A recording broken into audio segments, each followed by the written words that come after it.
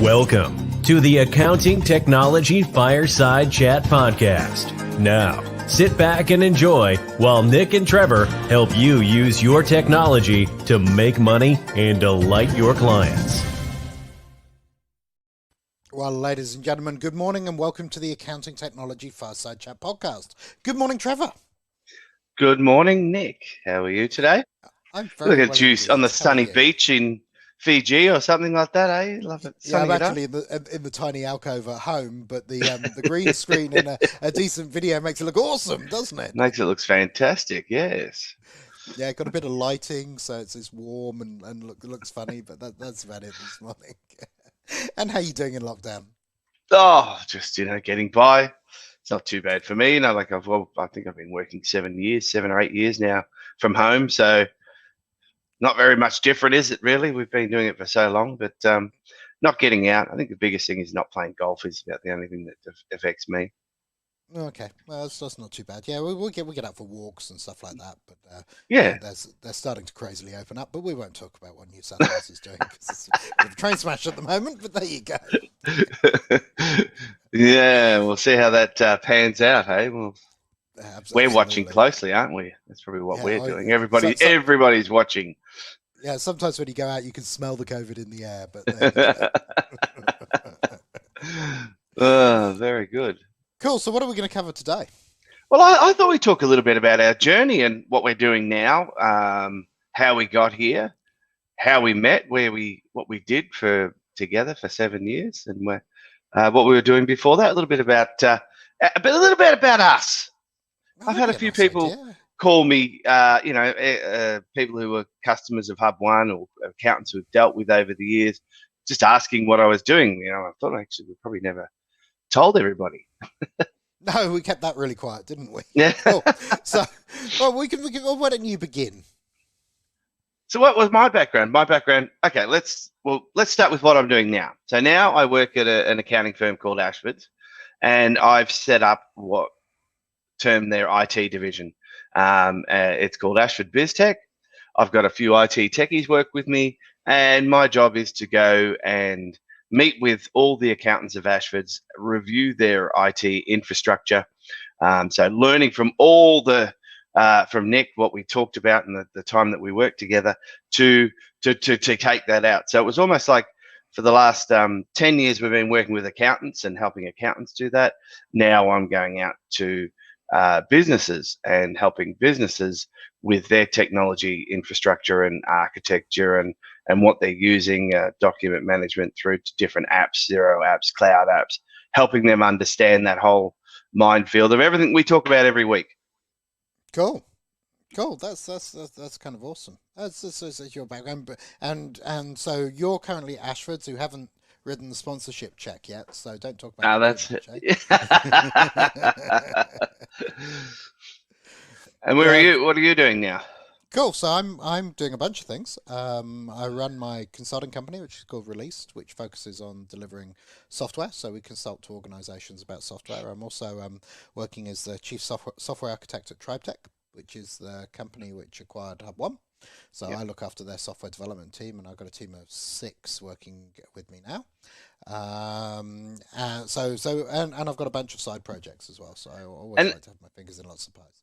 And that's not just working on development of the Hub One practice tools. It's lots of other development as well. Lots of other development, and we do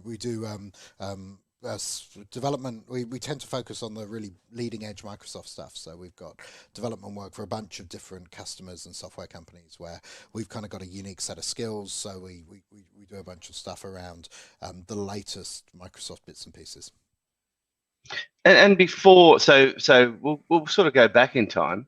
So I was hovering around the Xero scene around 2010, and looking at my accounting firm. I was an accountant 25 years, running my accounting firm.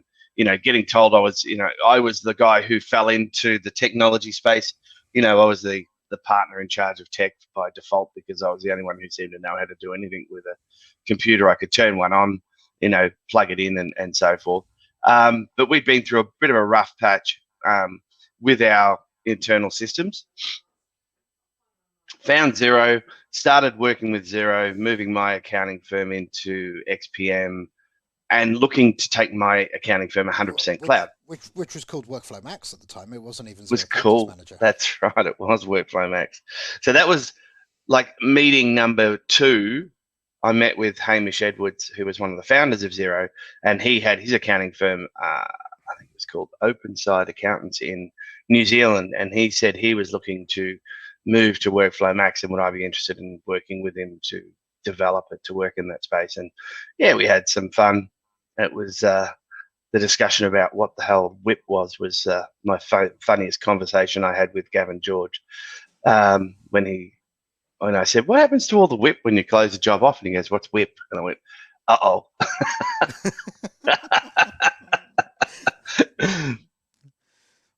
So we did that. And then, I went to a Xero presentation, and they were talking about Office 365. And that intrigued me at the time. And Chris Ridd was the CEO or the general manager of Xero Australia, who was ex-Microsoft and a great friend of yours, Nick. And I was talking to him, and we met with a couple of other businesses, and he then suggested you and I catch up, and we started then talking. And that's where the romance began, didn't it? Yeah, well, I'll tell you the other side to that. So there's some background. So I founded Hub One back in 2008 when I left Dimension Data. So I sold previous company to Data and founded Hub One. And the goal of Hub One was nothing to do with what it's done up to now. What I wanted to do was really document automation. And in enterprise, creating documents from lots of complex data sources is super hard, and so I wanted to build something around that. And I had this good idea. I'd done a bit of work on it before, and we took it to venture capitalists, and they kind of took the venture out of venture capital. Considering I just had 3 years before had a huge exit, and went to these VCs and go, I've got another idea for a huge exit, and they're like, yeah, not interested. I think somebody offered us 50K for half the company. So I went and sat down. I went and did another project for a year after I left iData, and then sat down, and I found a really interesting problem. And the problem was, in really large enterprises like Telstra and other places, they've got thousands of employees, and they don't really quite know what their skills are. Right? If you think about an employee, you hire them, you read their resume, you know all the things they've done in the past, you know their skills, and then they start working for you, and you don't really remember any of that. And certainly the rest of the team don't know any of that info. So you've got all these people with these secret bits of experience and skills that nobody knows about.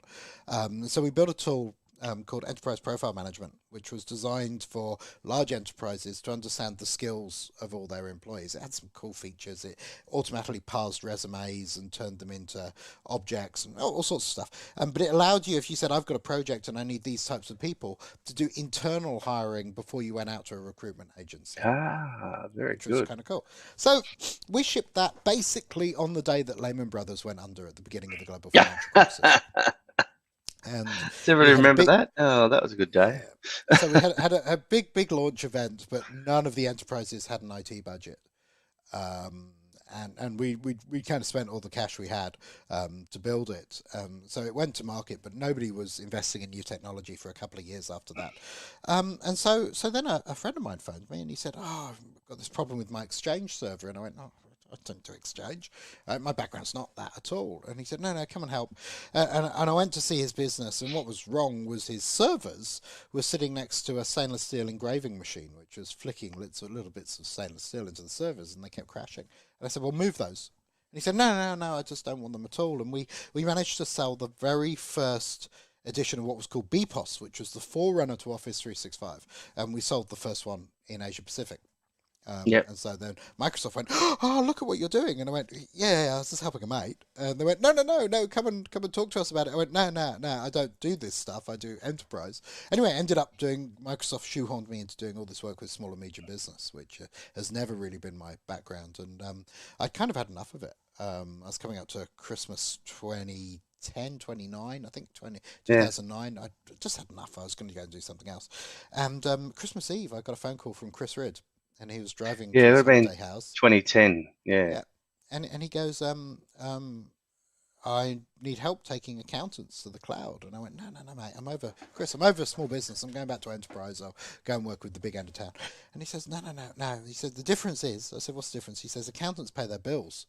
And I went, okay, you had me there. So and the biggest problem we're used to in enterprise, you do a big project scope up front, you deliver on the project, you raise your invoices, they're big, and the customer pays them, right? It's how enterprise works. Whereas in small and medium business, you agree all this stuff up front, you do all the work, you present the invoice, and the little business doesn't pay you.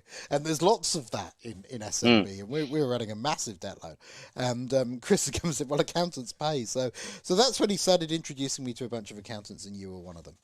Yep.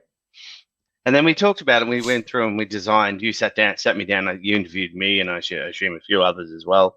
And you talked about, well, what do you do? What do you need in an accounting firm? And then you introduced me to what was probably the first reference architecture that I'd ever thought of in terms of sitting down and designing IT, which it almost is where people are sort of looking at a stack of applications now, which is sort of what we were doing now. That's what they call it now, I suppose. But it's in your terminology, it was a reference architecture. It's still you can still come up with a stack of applications, but it's really important when you're looking at a whole industry rather than a single company. You've got the scope there to actually design this ideal, and like the enterprise has been doing this forever, in that you'll sit down and you'll look at a problem and you'll design what we call a reference architecture around it. And that really talks about the bits, the boxes that plug into each other and make this work. And then you create what's called a prescriptive architecture. And the prescriptive architecture is an implementation of the reference architecture, where you say, I'm going to use exactly that bit of tech and that bit of tech, and I'm going to connect them this way. And look, it all works. And you test that, and then you release that. And the goal is anybody can go build off that and build really robust working environments, because it's kind of all well and good saying, I'll get Office 365. But what are you going to do with your documents in my document manager? And it's all well and good saying I'm going to go to Zero, but what about your clients that still use QuickBooks? And all of those things you need to think about in a reference architecture. And the goal was to get our heads around what is it we're going to deliver. What does an accounting firm in the cloud actually look like from an architectural and tech point of view? Yeah, and accountants get together and they share, they talk about things, but I don't think anybody until then had sat there and designed it. It was this thing that we talked about, and I still see it now, is that the accounting firms were driven and their systems were designed by the vendor. Yep. So the vendor was saying, MyOb was saying, this is how you should set this up. In other words, put all of my things in there, and that's how you should design it. And Xero have gone that way a little bit too. Put all those things a little bit. They tried to stay away from it. They tried to stay in the best of breed and a little bit agnostic, but they fell into that space. They were probably the two biggest, and then you had you had the APSs and the Sages in the world who were just that's our stuff and it all works together.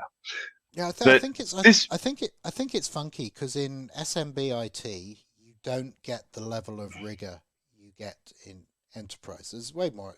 Really, at the end of the day, if you're a small and medium business owner, and I meet them all the time now, you don't have the skills, the wherewithal, the compliance requirements, the board pressure, the checks and balances, the regulatory environment, the ability to afford the level of skills you actually need to do IT properly. Because, funnily enough, the complexity in IT in an accounting firm is not different to the complexity in something like a Westpac or an ANZ. There's more systems talking to each other. There's more people, but fundamentally the core infrastructure is as complex as both. It's the same software doing the same things with less entries in it. But you don't go, well, I'm smaller, so it's simpler.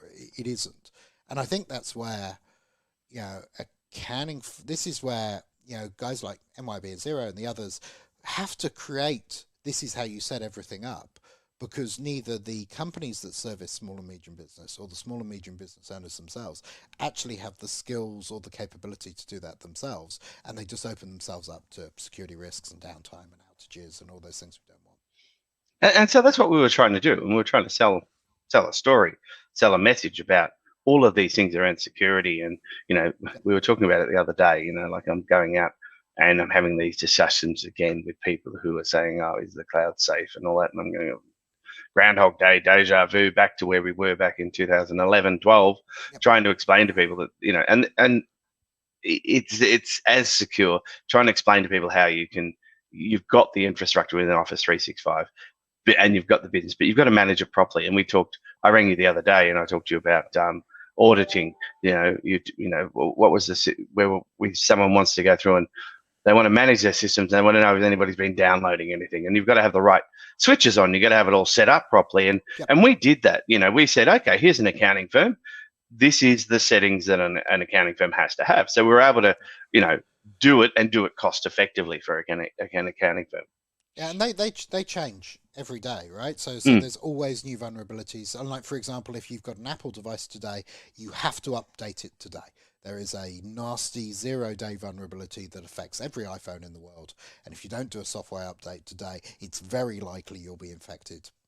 Right? So there's just a thing to think about. And being in and getting I'm all the alerts, all the lists that send me these alerts, or I'm around teams that have that. We know about these things, whereas because we're kind of interested in them and subscribe to them. But if you're the IT partner in an accounting firm, you don't know any of this stuff's going on around the background. No. Right?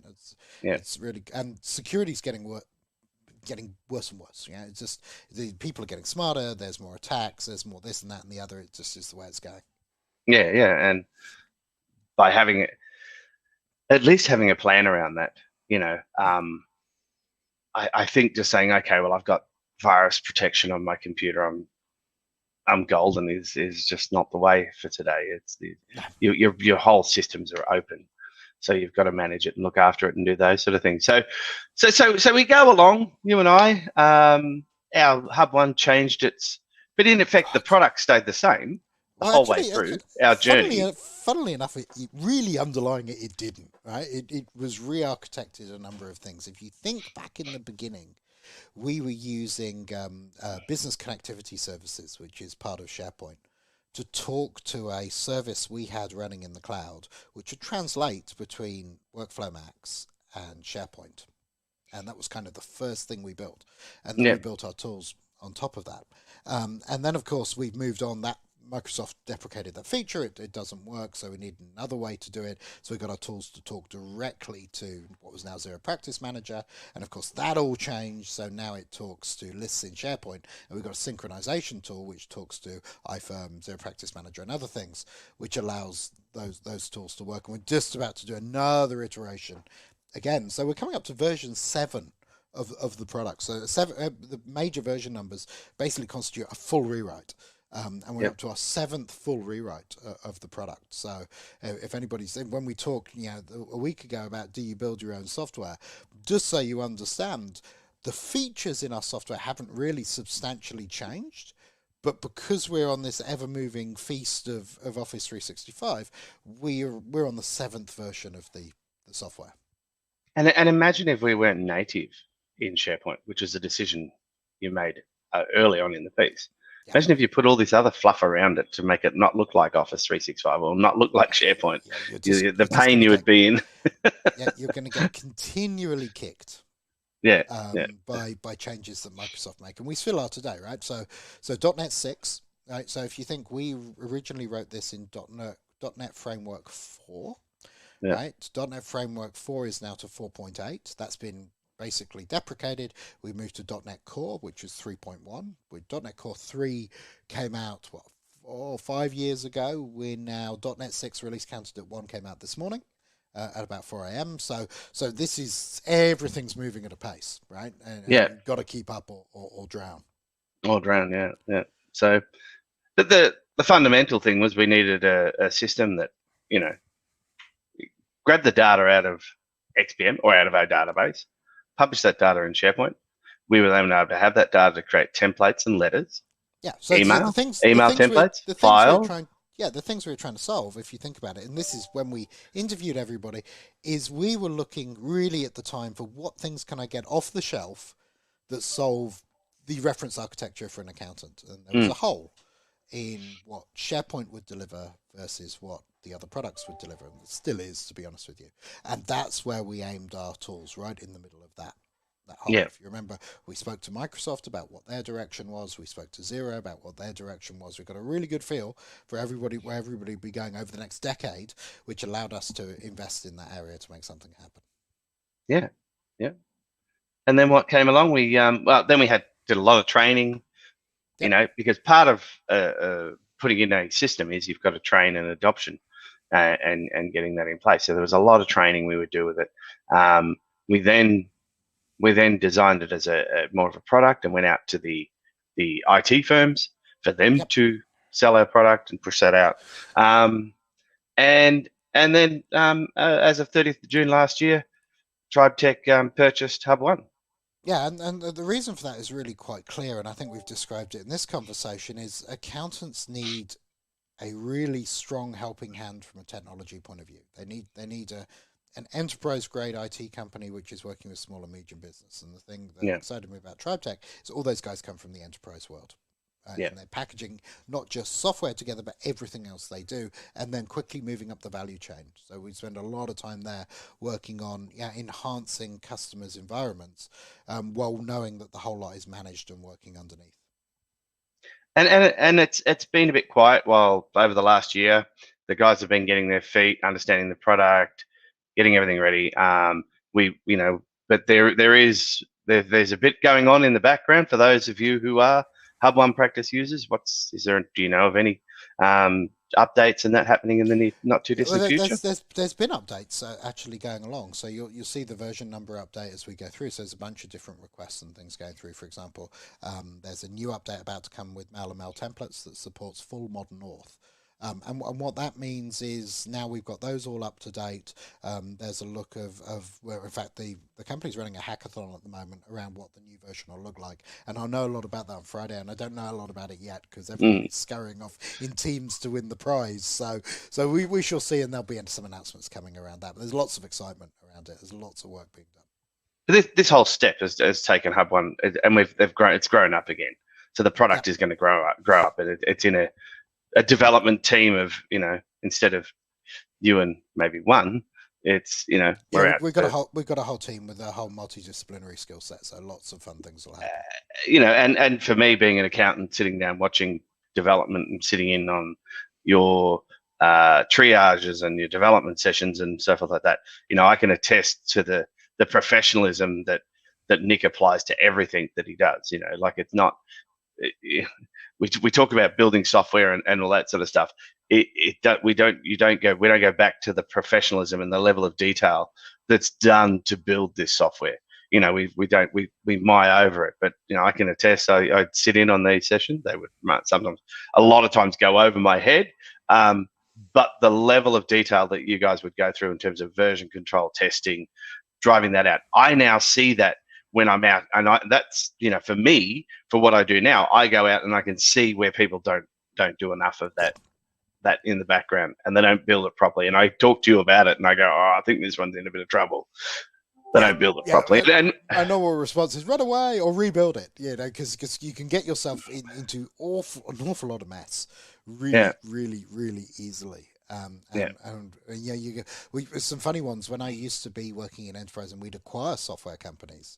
It would be like a polished turd, I think is the way to describe it, because you look at it on the outside and everything's beautiful, and you do your technical due diligence and everything's beautiful. And I used to have a knack of technical due diligence where I'd know what covers to look under, and you go, oh my God, you find this morass of millions of undocumented, unmaintainable lines of code, and there's lots of that all over the world running companies. So one of the things we do is we go into companies that have custom software, and we reconstruct it over time back to something and we've got a few customers like that where we're reconstructing their software back to something grown up and modern and maintainable. And there'd be millions of bits of software that are like that. There's software everywhere. Yeah, it's everywhere, and everybody's writing it, and some do a good job. Most do a good job. Yeah, there's some certainly do a good job, but people get caught with a number of things. I think people get caught with scale. And there's other things people don't realize when you write software, because there's so much of it, right? When you write an app or a web platform or something like that, because there's so much in the world, you basically get one shot with users now. Whereas before, it used to be a company would decide some software they're going to roll out. They do some testing internally. They might find some things which didn't work. They go back to the vendor would fix them. They roll it out into their organization. There'd be this big structured plan. Cloud's really changed that. And Steve Vamos, before he worked at Xero, actually gave a talk on how he'd managed to implement a CRM platform for an enterprise he was working on in a day, because you just put a credit card in and suddenly all this stuff appears where it would have taken months historically. Now that's good, but that's also really bad, because you can, go and get a trial and try some software. If your software has a bug or it doesn't work the way the customer expects, that's your one shot with the customer. They won't come back. Yeah, exactly. And that's the thing that I'm looking around at things in there. We're trying to go through and help businesses with what they're doing, and we're finding there's little holes in where the shiny front end of it and what they tell it does, and then you get into it and you're 2 months into the project and the implementation or whatever, and you're going through and you blah blah blah, and you go, I want to do that. It says there that it does that. Yes, but only if your worlds align.